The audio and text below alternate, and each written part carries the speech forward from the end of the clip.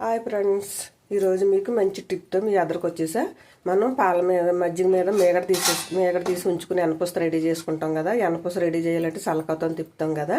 సలకంతో తిప్పక్కర లేకుండా మనకి నేను ఎనపూస ఎలా రెడీ చేయాలో చూపిస్తున్నాను. చూడండి, మనం ఎనపూసని చక్కగా మిక్సీలో వేసుకుని కొద్దిగా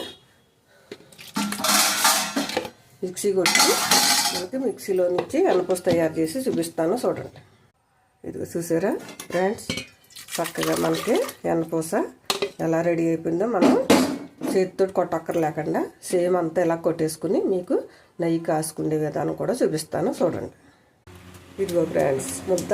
ఇది మనం 4-5 సార్లు కడుక్కుని అప్పుడు గ్యాస్ మీద పెట్టుకోవాలన్నమాట. ఇది తెల్ల నీళ్ళు వచ్చేదాకా కడుక్కోవాలన్నమాట.